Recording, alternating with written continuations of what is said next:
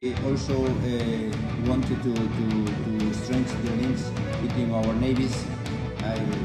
In the video you can see a very prepared, very trained, and very good navy prepared to save all the values that unite our countries.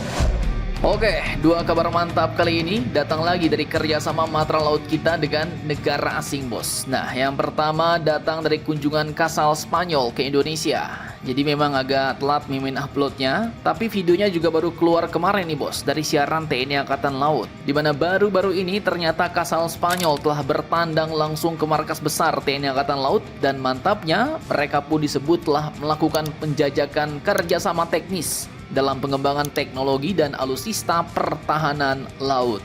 Nah, lantas kerjasama apa sajakah itu? Setelah ini kita kupas. Kemudian kabar kedua datang dari Korea Selatan yang baru-baru ini juga mengirimkan kapal perangnya ke Indonesia, bos, yaitu ROKS Hansando ATH-81. Nah, ada apakah gerangan Korea Selatan lagi mengirimkan kapal perangnya ke Indonesia? Kapal seperti apakah itu? Penasaran beritanya? Cus, mari kipas. Mari kita kupas berita lengkapnya satu per satu, bosku. Oke, yang pertama kita bahas Spanyol dulu nih, bos. Jadi admin kutip dari banyak sumber berita berikut, ternyata pada Jumat 31 Oktober 2025 kemarin, di Mabesal Cilangkap, Jakarta Timur, Kepala Staf TNI Angkatan Laut, Laksamana TNI Dr. Muhammad Ali telah menerima kunjungan kehormatan dari Kepala Staf Angkatan Laut Spanyol nih, bos, yaitu Laksamana Jenderal Antonio Pinheiro Sanchez. Dan ini bukan sekedar pertemuan biasa nih, tapi sepertinya bakal menjadi fondasi baru kerjasama strategis antara Indonesia dan Spanyol di bidang maritim. Pasalnya, dalam pertemuan tersebut, kedua pimpinan Angkatan Laut Indonesia Spanyol ini telah sepakat nih untuk memperkuat kolaborasi di 3 sektor utama. Yang pertama disebut mereka telah membahas latihan laut bersama alias Joint Naval Exercise untuk meningkatkan kemampuan tempur dan interoperabilitas, bos. Kemudian yang kedua, mereka merencanakan pertukaran sumber daya manusia, termasuk untuk program pendidikan militer dan pertukaran perwira yang katanya untuk berbagi pengetahuan dan taktik-taktik terbaru. Dan kerjasama yang ketiga, nah ini yang paling mantap nih, bos. Mereka pun disebut telah menjajaki peluang kerjasama teknis dalam pengembangan teknologi dan alutsista pertahanan maritim. Nah, jadi sepertinya ada bau-bau promosi alutsista nih dari Spanyol ke Indonesia nih, bos. Alutsista apakah itu? Nanti coba kita bahas, bos. Nah, kini kita lanjut dulu. Kunjungan ini pun katanya juga bertepatan dengan misi Spanyol di kawasan Indo-Pasifik, di mana Laksamana Sanchez melakukan tur strategis ke Indonesia dan juga Australia. Dan tujuannya jelas, yaitu untuk memperkuat kehadiran Spanyol di Indo-Pasifik. Mantap, jos. Nah, sekarang kalau kita tilik lagi ke belakang nih, bos, terkait poin nomor 3 tadi, penjajakan kerjasama teknis dalam pengembangan teknologi dan alutsista pertahanan laut, ini kira-kira apa nih? Adakah bau kerjasama kapal perang baru? Mari kita bahas tipis-tipis, bosku.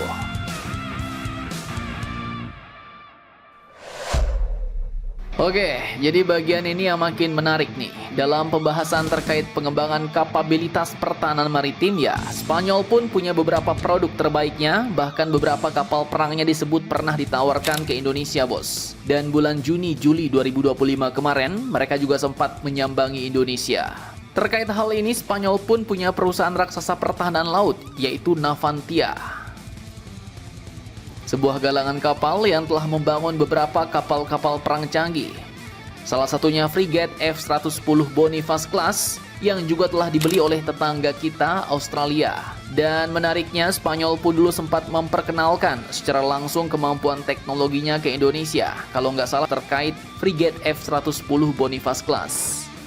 Kemudian yang terbaru nih, pada bulan Juni dan Juli 2025 kemarin, kapal perang ESPS Mendes Nunes F-104 juga telah merapat di dermaga 300 Tanjung Priok, bos. Kapal perang ini pun waktu itu disambut oleh TNI Angkatan Laut dan Dubes Spanyol dengan upacara penuh semangat. Bahkan, Wakil Gubernur Maluku Utara, Bapak Hasar bin Sehe sempat melakukan kunjungan kehormatan di atas kapal itu beberapa minggu kemudian.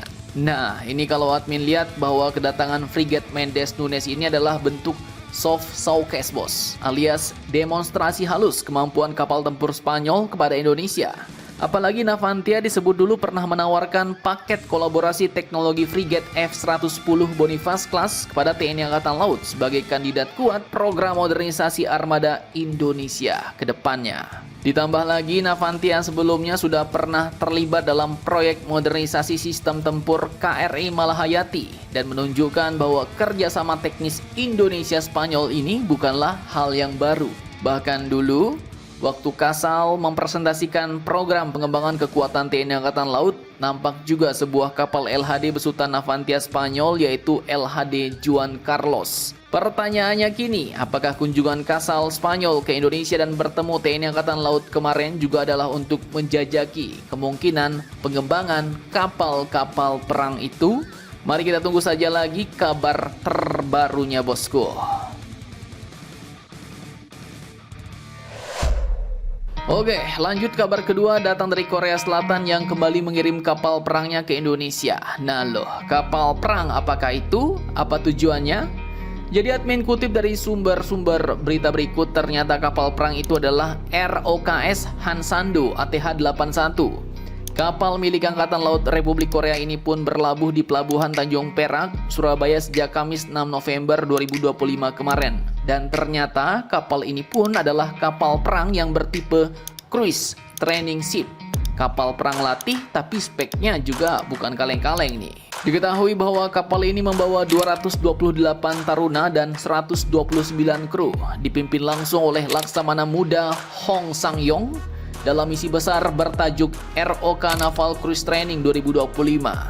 Nah, tujuannya apa datang ke Indonesia? Jadi mereka bukan hanya latihan pelayaran bos, tapi juga ingin mempererat persahabatan dan kerjasama maritim antara Korea Selatan dan TNI Angkatan Laut. Dan selama di Surabaya, para taruna ini pun melakukan beragam kegiatan dari kunjungan kehormatan, open ship untuk publik, jamuan makan malam, hingga pertunjukan budaya yang memikat.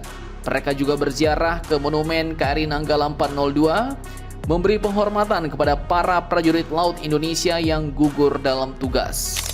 Nah, bicara soal kapal perang Hansando, ini juga bukan kapal sembarangan nih. Dibangun oleh Hyundai Heavy Industries dan diluncurkan tahun 2020. Jadi ini kapal baru nih bos. Panjangnya 142 meter, mirip-mirip lah dengan frigate merah putih kita.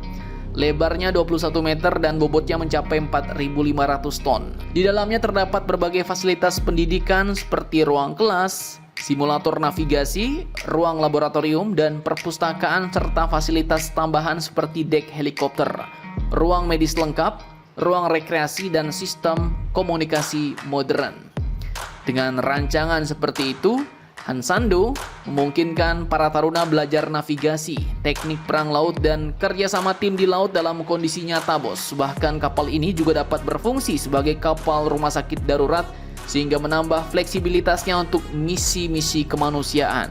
Dan walaupun kapal latih, bukan berarti kapal ini tak bertaring bos. Kapal ini juga dilengkapi beberapa persenjataan, mulai dari 1 unit meriam oto melara 76 mm super rapid gun, kemudian 2 unit senapan mesin berat 12,7 mm, kemudian juga ada sistem peperangan elektronik atau electronic warfare suite untuk deteksi radar dan peringatan dini, kemudian juga ada radar navigasi canggih dan combat management sistem ringan.